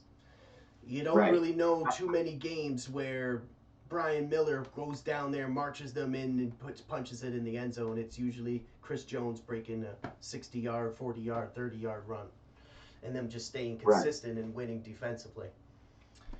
Anyways, I got them finishing 7-8. Okay, let's talk about the Wildcats. Do you want to lead this one off, Piranhas? You got some thoughts on the Wildcats?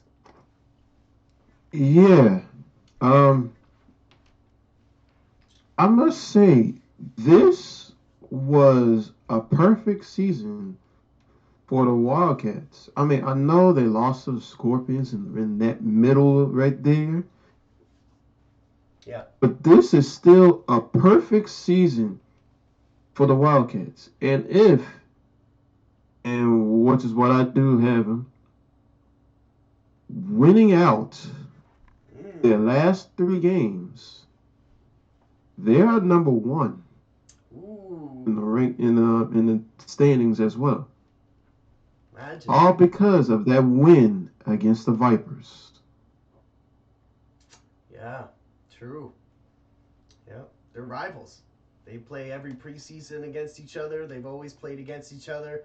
Wildcats have always elevated their game to play against the Vipers, and having a rivalry like that sets the bar. And you got to be able to compete with him every year, so it just makes you a better team. The Wildcats won a real close one against the Blue Jays, held the Vipers and the Bears. I know the Bears have been struggling offensively, especially in the first half of the season, but he held the Vipers and the Bears to 10 points. The Wildcats lost in a close one to the Scorpions, but that's a lot in Jeannie Ingram. Jeannie Ingram won it with the Wildcats, and Jeannie Ingram knows the Wildcats front and backwards. The Piranhas, they scored 50 points on the Piranhas, which is no joke. That is a hard thing to do. They got lucky there. That's all I have to say. Shoot. They got lucky a few times, and but they lost against the Cobras, the Dragons, and the Wolverines, as they allowed over 40 points in those games to the Cobras and Wolverines. They lost a really, really close game against the Wolverines, 44-41 in the last play of the game.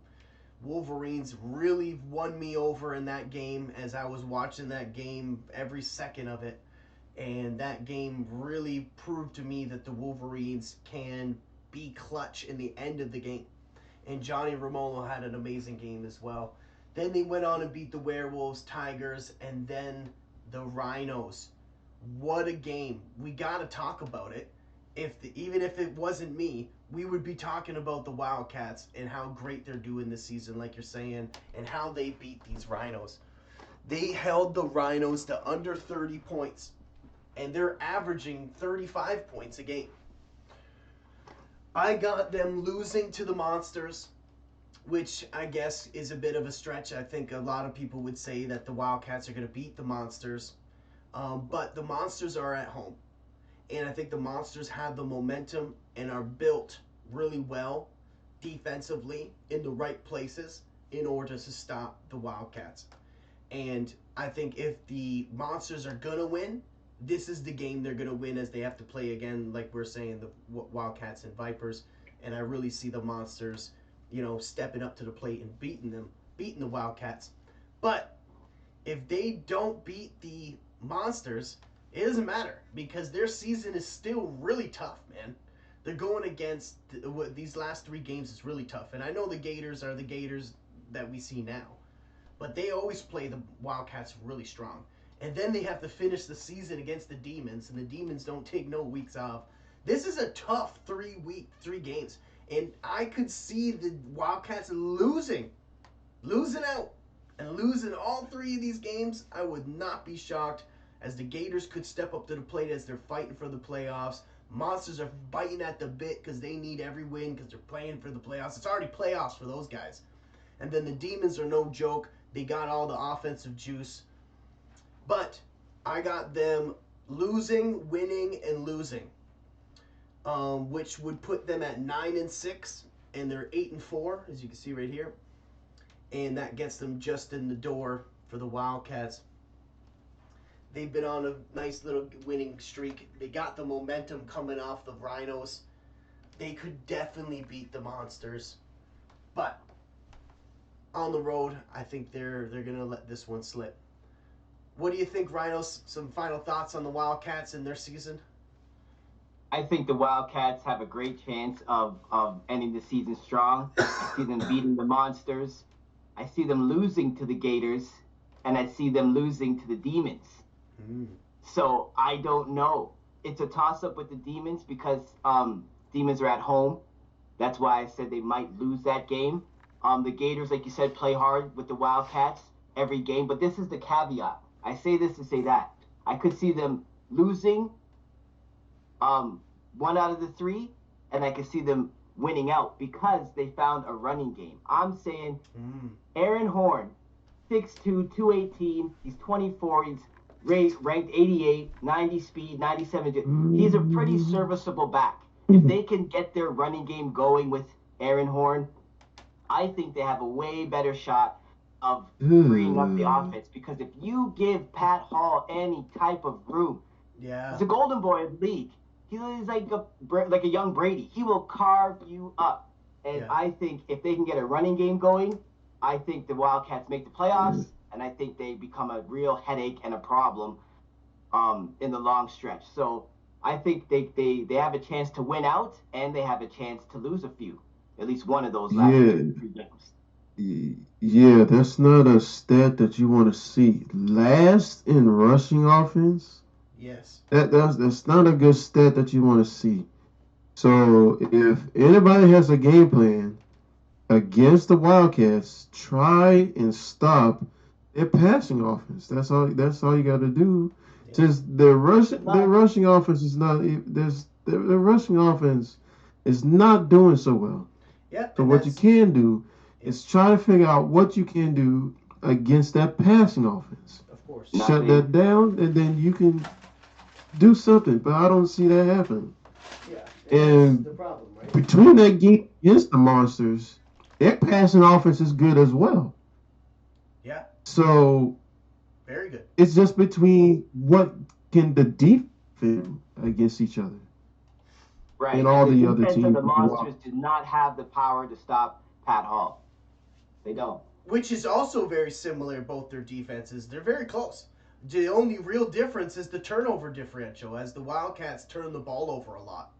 And they don't turn the ball over offensively, as Pat Hall, like you were saying, the Golden Boy, he's 35-1. He's only thrown one interception, and that happened 2 weeks ago. So he's been playing phenomenal, that's for sure. And like to credit the Rhinos were saying, if they could get a running game going, because they've struggled all year, they've been rotating running backs.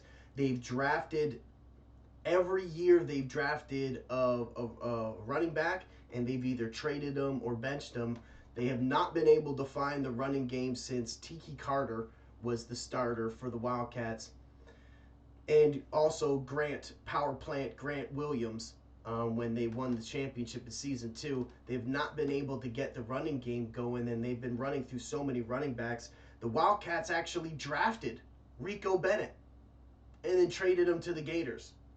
The Wildcats drafted Mark Matthews for the Scorpions, and then traded him, and now he's a starter.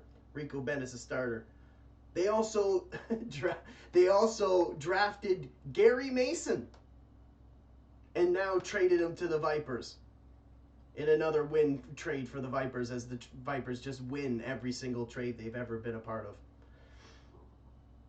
So they've always struggled to run the ball. They traded their other running back, Gilliam, to the Piranhas.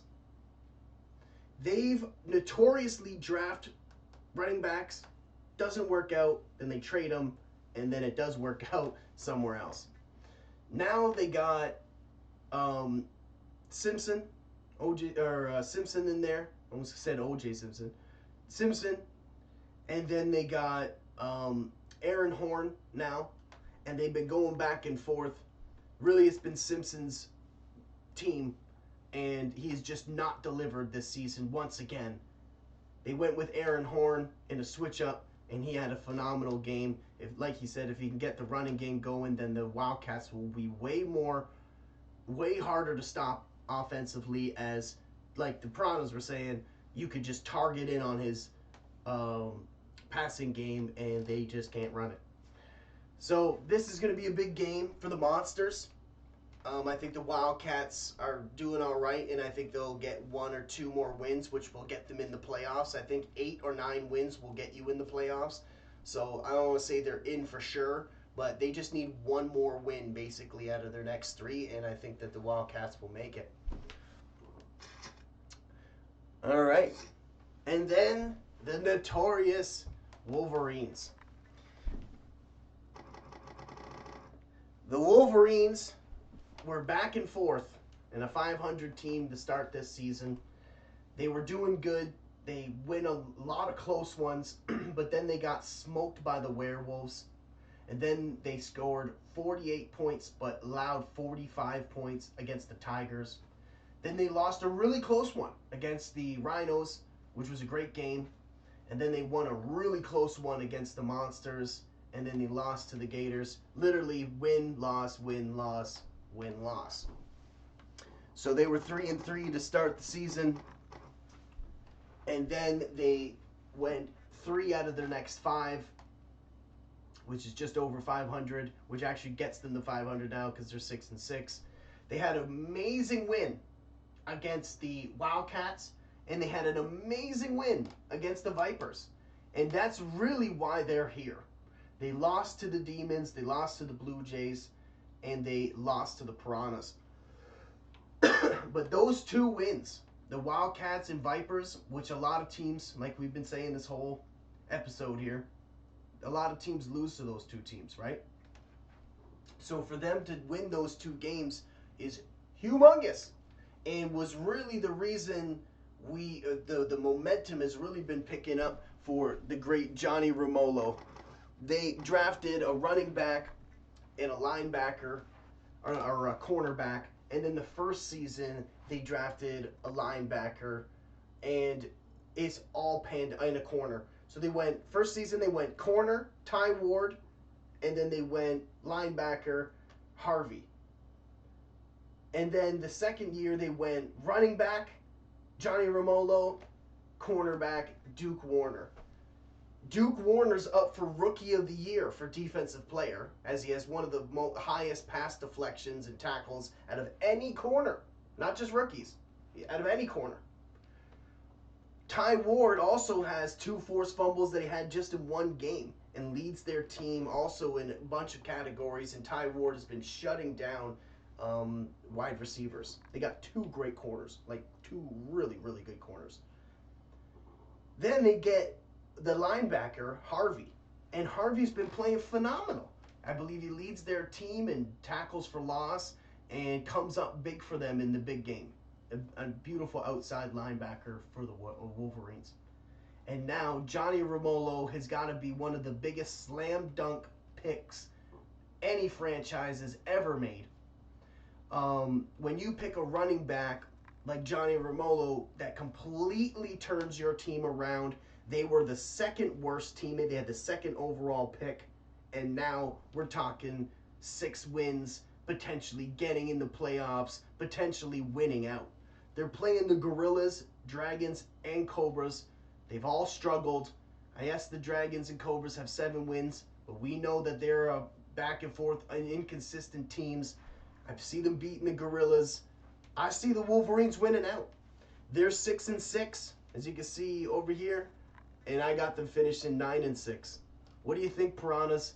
The Wolverines got what it takes to finish out? Let's talk about that Wolverines and Dragons game. I got them winning. I got the Wolverines winning against the Gorillas and Cobras. But that Dragons game, the Dragons are 6-0 in home games. Now, in order to win against the Dragons, you gotta do an absolute banger for your offense. Like, get Johnny Romolo going, get Taylor going, literally everybody should be going lights out in that game. But I do have them losing against the Dragons, and they can still go to actually with 8-7, they'll be in the playoffs. They will definitely be in the playoffs. Right.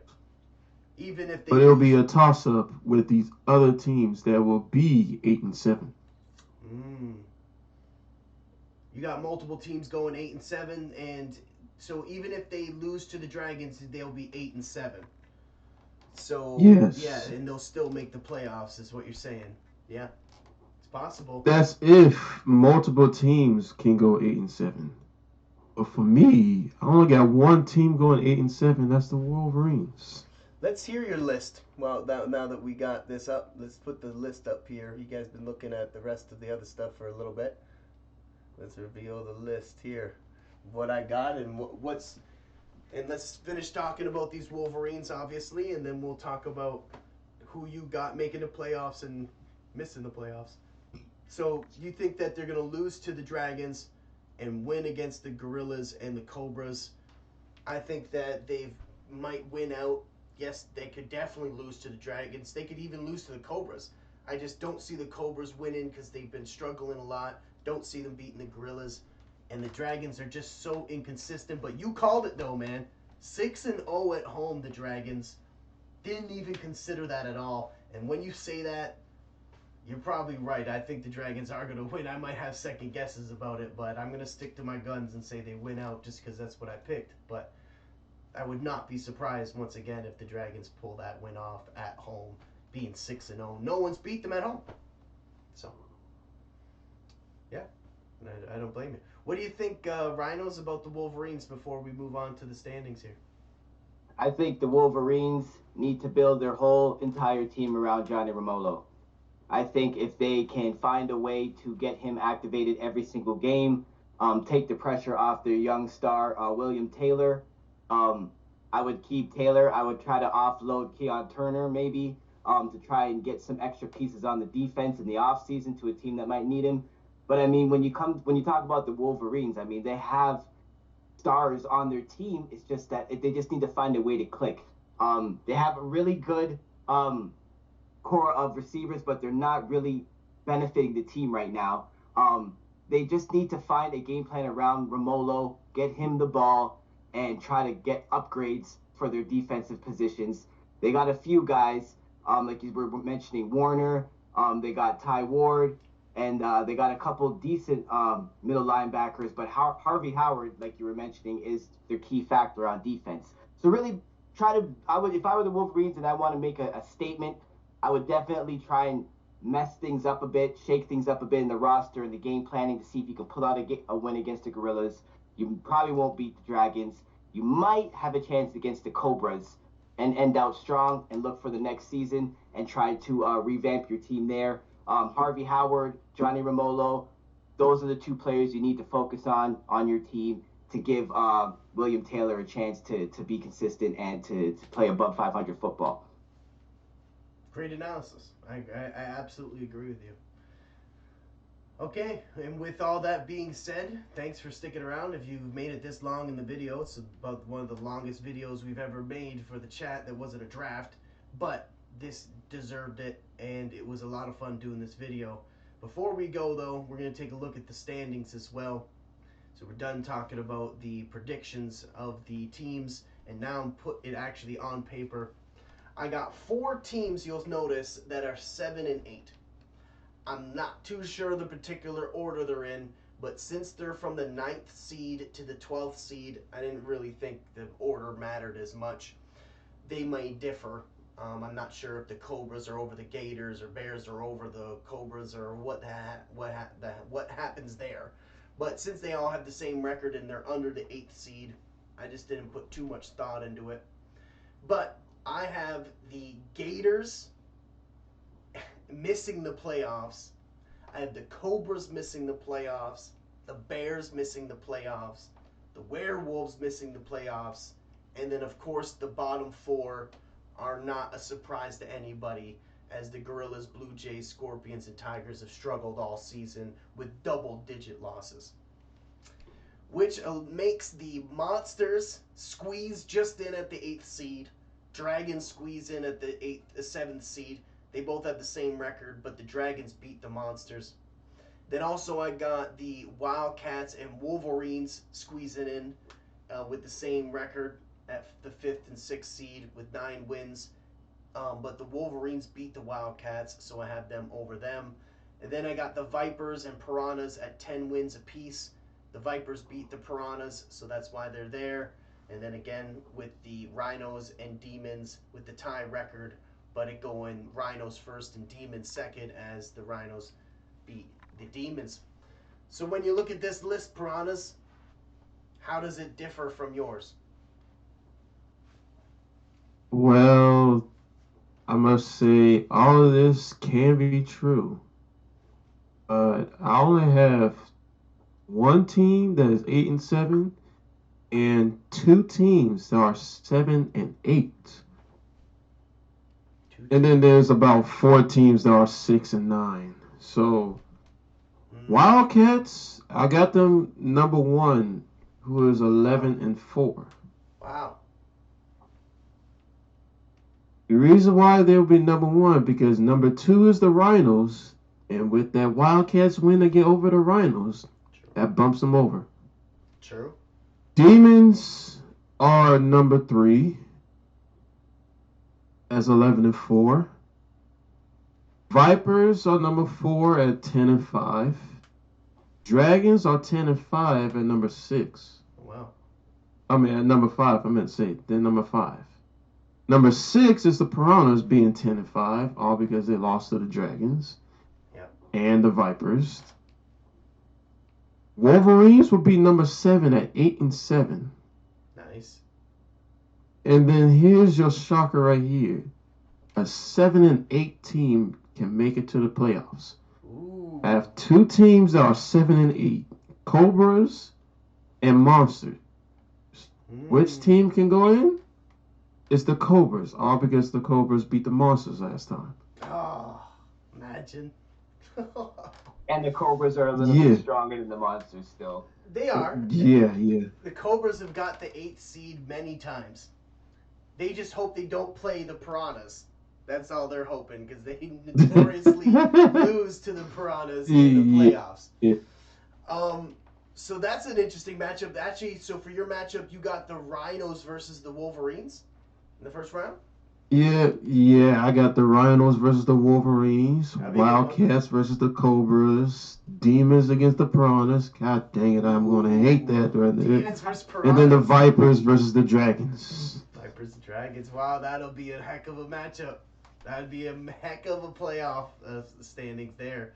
I got the Rhinos going against the Monsters, and I got the Demons going against the Dragons. Then I got the Vipers going against the Wildcats and the rivalry there. And then I got the Piranhas versus the Wolverines.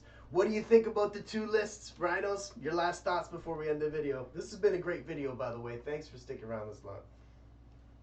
Yeah, I think definitely that's two good lists. I believe that one of those lists could actually be pretty accurate. Who's to say which one? I'm saying the first round of the playoffs are going to be hype and exciting to see who gets in, who plays who, and just the amount of attention that all those games are going to get. Yeah. So, yeah, I agree with both those lists. It seems like a either or.